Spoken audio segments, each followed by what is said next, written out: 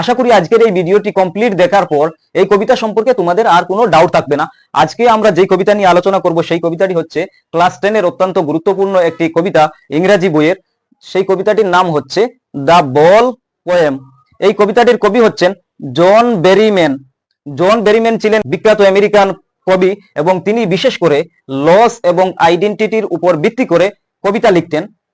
কবিতাটি শুরু করার আগে টেক্সট বুকে দেওয়া কিছু পয়েন্টস আছে, এই পয়েন্টস গুলো আমরা আলোচনা করে নেই। এই পয়েন্ট গুলা দেখে তারপরে আমরা কবিতাটি শুরু করব আলোচনা করা, এবং তারপরে সহজভাবে এই কবিতাটির সামারিও বলে দেব, ঠিক আছে?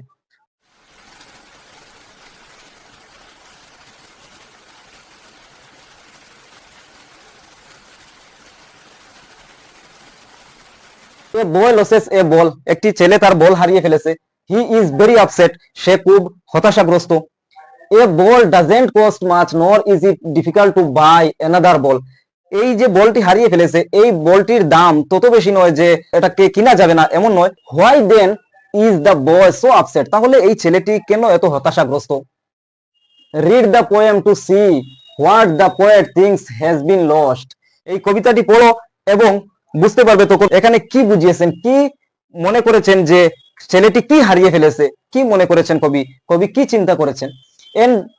and what the boy has to learn from the experience of losing something. এবং ছেলেটি কোনো কিছু হারার পর যে এক্সপিরিয়েন্স পেয়েছে, সেই এক্সপিরিয়েন্সটা কেমন ছিল, কিভাবে ছিল, এবং কি এক্সপিরিয়েন্স পেয়েছে সেই বলটি হেরে যাওয়ার পর। ঠিক আছে, চলো তাহলে আমরা কবিতাটি শুরু করি। What is the boy now who has lost his ball? What is he to do? What is the boy now? এই ছেলেটি এখন কোন কন্ডিশনে আছে, কোন পরিস্থিতিতে আছে, কোন অবস্থায় আছে? যেই ছেলেটি who has lost his ball, যেই ছেলেটি তার বল হারিয়ে ফেলেছে। What is he to do? এখন ওই ছেলেটি কি করবে যেই ছেলেটি তার বল হারিয়ে ফেলেছে? কবি এখানে এমন ভাবে উপস্থাপন করেছেন এই কবিতাটি যেন তিনি নিজে এখানে দাঁড়িয়েছিলেন এবং দেখছিলেন। যাই হোক, আমি যেগুলো এই বাংলাতে এক্সপ্লেন করছি এইগুলাই এখানে লেখা আছে, তোমরা দেখে নিতে পারো, ঠিক আছে? তারপরে লাইনে আসি। I saw it go merrily bouncing down the street and then merrily over there it is in the water. আমি দেখেছি এই বলটি বাউন্সিং করে করে, খুশি খুশি ভাবে, বল যখন বাউন্সিং করে মনে হয় যেন একটা খুশিতে বাউন্সিং করছে। তো এইভাবে বলটি বাউন্সিং করেছে যেন মনে হচ্ছে সে খুশিতেই যাচ্ছে। এজন্য কবি বলেছেন যে মেরিলি বাউন্সিং, হাসি খুশি ভাবে, ফুর্তি ভাবে বাউন্সিং করছে বলটি, এবং বাউন্সিং করে করে গলির দিকে চলে গেল, উপর থেকে গলির দিকে চলে গেল, এবং ধীরে ধীরে আবার হাসতে হাসতে চলে গেল ইন দ্য ওয়াটার, পানিতে চলে গেল সেই বলটি। নো ইউজ টু সে ওহ দেয়ার আর আদার বলস। কবি এখানে বলেছেন যে আমি এই কথা বলে কোনো লাভ নেই, কোনো ফায়দা নেই যে ও ছেলে, পৃথিবীতে তো আরো অনেক বল আছে। An ultimate shaking grief fix the boy. একটা চরম পর্যায়ের, দেখো কোনো মানুষের আপন কোনো জিনিস যখন হেরে যায় তখন মানুষ ক্লান্ত ক্লান্ত এমন ভাব হয়ে যায়। ঠিক একইভাবে একটি শিশু, তার জন্য বড় ইম্পর্টেন্ট ছিল তার বলটি, সেই বলটি যখন হেরে যায় তখন তার আলটিমেট শেকিং গ্রিফ, নলা দেনেওয়ালা একটা দুঃখ তার মধ্যে ফিক্স হয়ে গেছে এই ছেলেটির মধ্যে। এজন্যই কবি বলেছেন নো ইউজ টু সে ও দেয়ার আর আদার বলস। কবি এটা বলতে চাননি যে পৃথিবীতে আরো অনেক অনেক বল আছে, এই কথাটি বলতে চাননি এজন্য, কারণ এই দুঃখটা তার মধ্যে অলরেডি বয়েই গেছে। অন্য একটি যদি বল দেই তাহলে ওই দুঃখটা তো আর চলে যাবে না, তার বলটি তো আর ফিরে আসবে না। ওই কথাই বলছেন, আরো এক্সপ্লেন করবেন সামনের দিকে গিয়ে। চলো এরপরে সামনের দিকে যাই, এরপরে লাইনে আসি। As he stand rigid, trembling, staring down all his young days into the harbor where his ball went. কবি বলছেন যে আমি দেখেছি এই ছেলেটি যেখানে তার বল গিয়ে পড়েছে, যেখানে তার বল হারিয়ে গিয়েছে, সেই নদীর কিনারায় দাঁড়িয়ে এই ছেলেটি দাঁড়িয়ে আছে শক্তভাবে, এবং সে কাঁপছে, এবং স্টিয়ারিং ডাউন, নিচের দিকে তাকিয়ে আছে, যেখানে তার বলটি গিয়ে পড়েছে সেইকে সে তাকিয়ে আছে। All his young days into the harbour, এবং এমনটা মনে হচ্ছে যে তার ছোটবেলার যত স্মৃতি ছিল বলের সাথে সব স্মৃতিগুলাই জলে পড়ে গেল। কারণটা হচ্ছে দেখো, আচ্ছা এরপরে বলছি। আচ্ছা, হারবার হচ্ছে শিপ রাখার জায়গা, যেখানে শিপস রাখা হয় নদীর কিনারে বা সাগরের কিনারে, যেখানে জাহাজ রাখা হয় সেটাকে বলা হয় হারবার।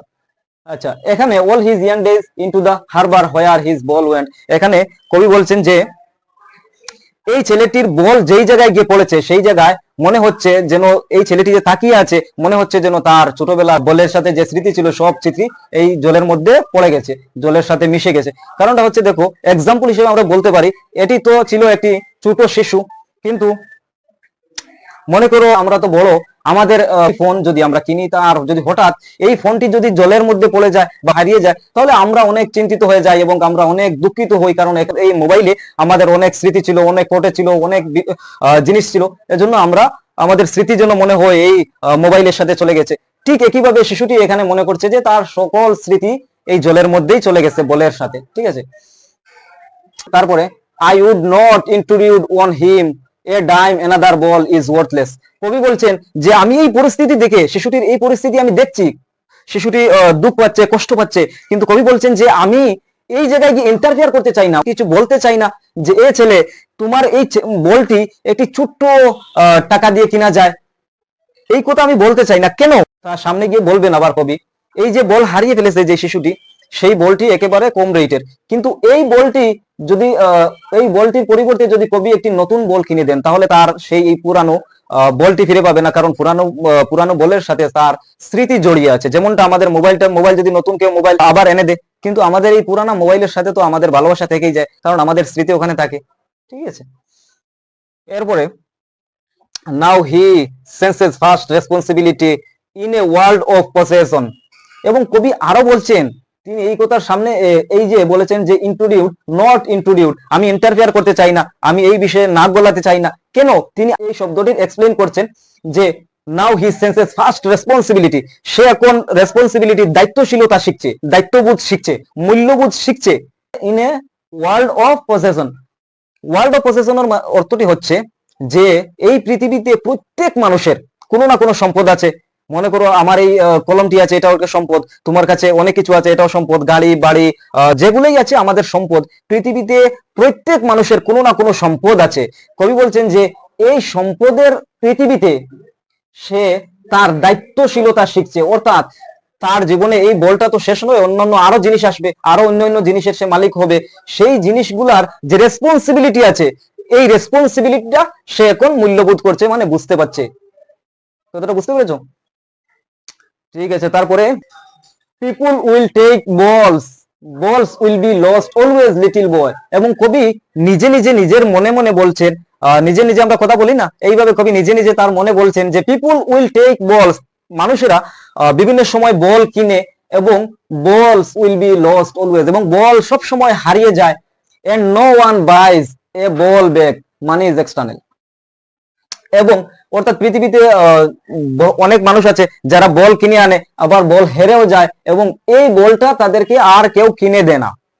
এখানে বল বলতে শুধু বলের কথা বলেননি, বলের কথা বুঝাননি, বরং কবি এখানে বুঝাতে চেয়েছেন যে পৃথিবীতে আমাদের অনেক কিছু সম্পদ রয়েছে, অনেক কিছু ধন রয়েছে, বিভিন্ন জিনিস আমাদের রয়েছে, প্রত্যেক ব্যক্তির কাছে কোনো না কোনো তার সম্পদ রয়েছে। আর যদি কিছু না থাকে, তাহলে তোমাদের কাছে তো মোবাইলই আছে, এটাও তো তোমাদের সম্পদ। বা আমাদের সম্পর্ক আছে, মা বাবা বা ভাই বোন, অন্যান্য সম্পর্ক আছে, এই সম্পর্কগুলোও আমাদের একটি সম্পদ। এই সব সম্পদকে কবি কিন্তু বল হিসাবে বলেছেন, বলস। অর্থাৎ মানুষ বিভিন্ন ধরনের সম্পর্ক বানাবে, মানুষ বিভিন্ন ধরনের জিনিস কিনবে, এই জিনিসগুলো আবার হারিয়েও যাবে। আমরা সম্পর্ক বানিয়ে নিলাম কোনো একজনের সাথে বা অন্য কোনো বন্ধুর সাথে, কিছুদিন পরে ওই বন্ধু আমাদেরকে ছেড়ে চলে গেল, তার মানে হারিয়ে গেল। কবি এই কথাই বলছেন যে বলসের অর্থ হচ্ছে এখানে পৃথিবীতে মানুষের কাছে যে সম্পদগুলো থাকে, যে সম্পর্কগুলো থাকে, এইগুলোই কথা বলছেন। মানুষ বিভিন্ন সম্পদ বানায়, বিভিন্ন ধরনের সম্পদ কিনে এবং সম্পর্ক বানায়, কিন্তু এই সম্পদগুলা অনেক সময় হারিয়ে যায়, এবং এই সম্পদগুলা কেউ আবার কিনে দেয় না, অর্থাৎ এই সম্পদগুলা আবার কেউ ফিরিয়ে দেয় না। যেমন মনে করো কোন একটি বন্ধুর সাথে সময় সম্পর্ক, সেই বন্ধু হঠাৎ অন্য কোথাও চলে গেল বা সে পৃথিবী থেকে বিদায় নিল, তারপরে তার সাথে তো আর তোমার যোগাযোগ হবে না, তাকে আর কেউ ফিরিয়ে দিতে পারবে না, এই কথাই বলছেন। Money is external, money is external, money তো অন্য বিষয়, টাকা অন্য বিষয়, অর্থাৎ টাকা দিয়ে সবকিছু কিনা যায় না। অর্থাৎ কবি এই যে প্রথম থেকে বলে আসছেন যে ছেলেটি তার বল হারিয়ে ফেলেছে এবং সে নদীর দিকে তাকিয়ে আছে, যেখানে তার বল গিয়ে পড়েছে সেই জায়গার দিকে সে তাকিয়ে আছে এবং আফসোস করছে। কবি কিন্তু এখানে বাধা দিতে যাচ্ছেন না। কেন তিনি বাধা দিতে যাচ্ছেন না? কারণটা হচ্ছে ছেলেটি তার রেসপন্সিবিলিটি শিখতেছে। অন্য কোনোদিন যদি কোনো বস্তু কিনে, তাহলে সেটা সে কিভাবে যত্ন করে রাখবে সেটাও সে শিখবে। এই চিন্তা করে কবি তার সেই কথায় গিয়ে ইন্টারফেয়ার করেননি, এবং তিনি নিজেকে বলছেন বা ছেলেটিকে বলছেন, মনে মনে তিনি বলছেন যে পৃথিবীতে অনেক মানুষ তাদের সম্পদ কিনে কিন্তু সম্পদ আবার হারিয়েও যায়, ঠিক আছে, এবং সম্পদগুলা কেউ তাদেরকে ফিরিয়ে দেয় না। আর মানি ইজ এক্সটার্নাল, অর্থাৎ মানি দিয়ে সবকিছু কিনা যায় না। মনে করো যে আগেই বলেছিলাম যে তোমাদের মোবাইল মনে করো পড়ে গেল, সেই মোবাইলটি কি তোমরা পয়সা দিয়ে আবার কিনে আনতে পারবে? অন্য মোবাইল আসবে, কিন্তু ওই মোবাইলের সাথে যে স্মৃতি ছিল সেই স্মৃতিগুলো তো আর কিনতে পারবে না। এই কথাই বোঝাতে চেয়েছেন এখানে কবি, ঠিক আছে।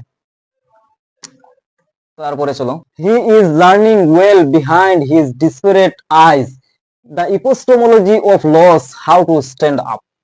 এবং কবি আরো ব্যাখ্যা করছেন যে আমি কেন তাকে বাধা দেইনি বা কেন সান্ত্বনা দেইনি, কেন। তিনি আরো বলছেন যে ছেলেটি এখন বর্তমানে শিখছে, এই যে দাঁড়িয়ে আছে এবং বলের দিকে তাকাচ্ছে, সে চিন্তা করবে আমার বলটি কোথায় গেল, আমি এইভাবে আর যদি নতুন বল কিনি তাহলে এইভাবে খেলবো না, এইটা করবো না, এইটা করবো, বহু কিছু সে শিখতেছে। এই জন্যই কবি তার এই জায়গায় গিয়ে ইন্টারফেয়ার করতে চাননি। এই কথাই বলছেন যে he is learning well behind his desperate eyes, তার হতাশাগ্রস্ত যে চোখ আছে, সেই মানে হতাশাগ্রস্ত চোখ নিয়ে সে এই বিষয়ে বুঝতে পারছে, মনের ফিলিংস নিয়ে সে বুঝতে পারছে, সে শিখতেছে দ্য ইপোস্টোমোলজি অফ লস, লসের জ্ঞান শিখছে, যে আমাদের কোনো বস্তু যদি হারিয়ে যায় তাহলে আমাদের কেমন হয়, এই লসের জ্ঞানটা শিখছে। সেজন্য কবি বাধা দিতে যাননি। And how to stand up, এবং এই লসের যে আমরা বেদনা পেয়ে থাকি, দুঃখ পেয়ে থাকি, এই দুঃখ থেকে আমরা কিভাবে বেরিয়ে আসতে হবে। অর্থাৎ এই ছেলেটি এখন শিখছে, অনেকক্ষণ সে চিন্তা করবে, এখানে দাঁড়িয়ে থাকবে, কিছুক্ষণ পর সে নিজেকে সামলিয়ে সে আবার তার ঘরে চলে যাবে। অর্থাৎ এখানে সে কিছু শিখছে, এজন্য কবি এই ছেলেটিকে বাধা দিতে চাননি, ঠিক আছে। তারপরে নোয়িং, এবং জানছে, শিখছে, what every man must one day know, এবং ছেলেটি এই জিনিস শিখছে, এই জিনিস জানছে, এই জিনিস বুঝতেছে, যে জিনিসটি প্রত্যেক মানুষের কোনো না কোনো দিন শিখতে হয়। এই কথা একদম সত্য কথা, কারণ তোমরা নিজের জীবনে অনেক কিছু হারিয়ে ফেলেছো, আর যদি না হয় তাহলে কমপক্ষে তো কোনোদিন তো টাকা তো হারিয়ে ফেলেছো, টাকা হারিয়ে যাওয়ার পর একটু তো আমরা আফসোস হয়, কিন্তু আমাদের যদি প্রিয় কোনো জিনিস হেরে যায় তখন তো আমাদের মনে আরো বেশি আফসোস হয়, ঠিক আছে। তো এই কথাই বলছেন যে ছেলেটি এই জিনিসটা শিখতেছে, এই জিনিস শিখতেছে, ইপোস্টোমোলজি অফ লস, লসের জ্ঞান শিখছে, এবং সে জানছে যেটা প্রত্যেক মানুষ একদিন শিখে, and most know many days how to stand up, এবং পৃথিবীর মানুষেরা এই হারানোর মাধ্যমেই তারা শিক্ষা গ্রহণ করে এবং তারা শিখে। কোনো জিনিস যদি আমাদের না হারে তাহলে আমরা শিখতে পারবো না। মানুষ যখন কোনো কিছু হারায় তখন এই বিষয় শিখতে পারে, হাউ টু স্ট্যান্ড আপ, কিভাবে দাঁড়াতে হয়, এই বিষয়টি শিখতে পারে। কবি আসলে এখানে বিশ্ববাসীকে একটি মেসেজ দিতে চেয়েছেন, একটি বল এবং একটি ছেলের মাধ্যমে। আমরা সারাংশ বলবো একটু পরে, প্রথমে বুঝে নেই যে এইমস কি ছিল, এই কবিতাটির উদ্দেশ্য কি ছিল, এটা আমরা বুঝে নেই। এই পৃথিবীতে যত মানুষ আছে প্রত্যেক মানুষের কোনো না কোনো সম্পদ আছে, সেটা হোক গাড়ি হোক, বাড়ি হোক, বা অন্য কিছু হোক, বা মানুষের সম্পর্ক আছে মানুষের সাথে, মা বাবা, অন্য যারা আমাদের আত্মীয় আছে সবাই, বা অন্য যে যত ধরনের সম্পদ হতে পারে, পৃথিবীতে প্রত্যেক মানুষের কোনো না কোনো সম্পদ আছেই, কোনো না কোনো সম্পদ আছেই। সেই সম্পদগুলা আমাদের কাছে সারা জীবন থাকে না, সেই সম্পদগুলো আমাদেরকে ছেড়ে একদিন চলে যায়। সেই সম্পদ যেদিন আমাদেরকে ছেড়ে চলে যাবে সেই দিন আমাদের নিজেকে কিভাবে কন্ট্রোল করতে হবে এবং আবার কিভাবে দাঁড়াতে হবে। এমন নয় যে আমার একটি আপন জিনিস ছিল, সেই আপন জিনিসটি হঠাৎ চলে গেল এবং আমি হতাশাগ্রস্ত হয়ে আমি চিন্তামগ্ন হয়ে গেলাম, এমনটা হতে পারে না। কারণ জীবনে আমাদের বিভিন্ন জিনিস আমাদের কাছে ইম্পর্টেন্ট আছে, যেগুলো আমাদেরকে একটা হারালে অন্যের দিকে আমরা তাকিয়ে আমাদেরকে বাঁচতে হবে। যেমন মনে করো সম্পর্কের মধ্যে কোনো একজন ব্যক্তি চলে গেল আমাদেরকে ছেড়ে, এখন এখান থেকে আমরা তো দুঃখ পাবো, তা ঠিক আছে, কিন্তু এই দুঃখ থেকে আমরা কিভাবে পরিত্রাণ পাবো, এই দুঃখ থেকে কিভাবে আমরা সরে এসে স্ট্যান্ড আপ করতে পারবো, আমরা কিভাবে দাঁড়াতে পারবো, এই মেসেজটাই দিয়েছেন।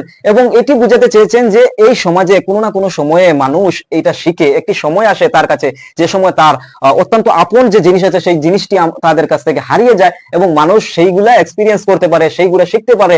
এই কবিতায় দেখা যাচ্ছে যে এই ছেলেটি তার বল হারিয়ে ফেলেছে এবং তার সেই শিকার সময়টা এসে গিয়েছিল, সেজন্য কবি এখানে ইন্টারফেয়ার করতে চাননি সেই ছেলের সাথে, ঠিক আছে। আচ্ছা, এটা তো বুঝতে পেরেছো যে আমাদেরকে শিখিয়েছেন যে আমাদের কোনো কিছু বস্তু হারালে আমরা সেখানে দুঃখ না করে আমরা সামনের দিকে এগিয়ে যাব বা এগিয়ে যেতে হবে, এই কথাই কবি বলেছেন, ঠিক আছে। এখন আমরা একটু সারাংশ দেখে নিই। আসলে কবিতাটি শুরু হয়েছে একটি ছেলের একটি বলের কাহিনী নিয়ে। একটি ছেলে কোনো একটি জায়গায় রাস্তার কিনারে সে খেলছিল, আর হঠাৎ করে খেলতে খেলতে একসময় আমরা বল দিয়ে খেললে এরকম বাউন্সিং হতে থাকে না, বাউন্সিং আমরা এবারে বাউন্সিং করি বা ক্যাচ খেলি বা অন্য কিছু করি। এখন এখানে কবি মেনশন করেননি কোন ধরনের বল, ঠিক আছে।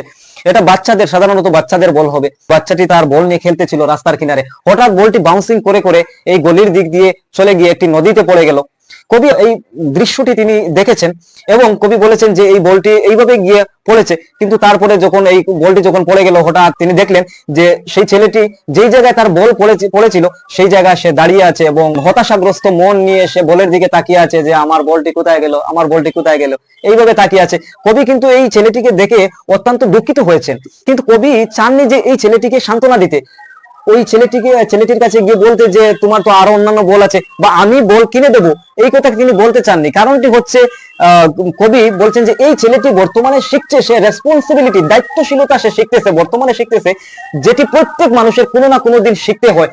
ছেলেটি এই মাত্র শিখছে, তাই আমি এই জায়গায় ইন্টারফেয়ার করতে আমি চাই না। আর এমন কথা নয় যে আমি নতুন একটি যদি বল কিনে দিই ওই ছেলেকে, তাহলে ওই যে তার পুরানো বলটি ফিরে আসবে, এমন কথা হবে না। কারণ এই পুরানো বলের সাথে তার অনেক স্মৃতি জড়িয়েছিল, অনেক স্মৃতি তার এখানে জড়িয়েছিল, সেই স্মৃতিগুলো তো আমি রিটার্ন করতে পারবো না। এজন্য কবি বলছেন যে আমি এখানে ইন্টারফেয়ার করতে চাই না, ঠিক আছে। আর এই শিশুটি তার জীবনের গুরুত্বপূর্ণ একটি অধ্যায় শিখতেছে। এভাবে পৃথিবীর প্রত্যেক মানুষ তার গুরুত্বপূর্ণ অধ্যায়টা শিখে নেয়, কোনো না কোনো দিন সে শিখে নেয়। এবং কবিতাটির শেষে এই কথাই বলেছেন যে and most know many days how to stand up. এবং মানুষ বিভিন্ন সময়ে তারা এই পরিস্থিতিতে পড়ে এবং এই পরিস্থিতিতে পড়েই তারা এই জিনিসটাই শিখে যে কিভাবে আমরা এই দুঃখ থেকে, এই বিপদ থেকে, এই সমস্যা থেকে আমরা কিভাবে দাঁড়াতে পারি, কিভাবে আবার আমরা নতুন জীবনযাপন শুরু করতে পারি, এই জিনিসকে আমরা পিছনে রেখে সামনের দিকে কিভাবে এগিয়ে যেতে পারি, এই কথাই বুঝাতে চেয়েছেন। ঠিক আছে, সারাংশ বলে দিলাম। এখন যদি না বুঝতে পারো তাহলে ঠিক আছে, কমেন্ট বক্সে আমাকে বলে দিও, আমি তোমাদেরকে এক্সপ্লেন করে দেবো এক সময়। ঠিক আছে, শিক্ষা রিলেটেড তোমাদের যত ধরনের সমস্যা আছে সবগুলো সমস্যা সমাধানের জন্য আমরা তোমাদের পাশে আছি। আমরা একেবারে লিমিটেড ভিডিও প্রদান করব যাতে করে তোমরা কনফিউজ না হও। তো লিমিটেড ভিডিওর মাধ্যমে আমরা চেষ্টা করব সম্পূর্ণ সিলেবাসটি কভার করার জন্য, ঠিক আছে, যাতে করে তোমাদের কোনো কনফিউশন না হয় এবং কম সময়ের ভিতরে তোমরা স্টাডি করে বেশি মার্ক যাতে পেতে পারো। এই জন্য আমরা ট্রাই করব যে তোমাদেরকে বেশি ভিডিও যাতে না প্রোভাইড করা হয় এবং লিমিটেড কিছু ভিডিও দেবো, এবং লিমিটেড ভিডিওগুলোর মধ্যে যাতে করে তোমাদের সিলেবাসের প্রত্যেকটা টপিক কভার হয়ে যায়। ঠিক আছে, আশা করি তোমাদের এই ভিডিওটি ভালো লেগেছে। যদি ভালো লাগে তাহলে আমাদের চ্যানেলকে সাবস্ক্রাইব করো, আর যদি ভালো না লাগে তাহলে দেখতে থাকো, দেখতে দেখতে একদিন ভালো লাগা ভালোবাসা হয়েই যাবে আশা করছি।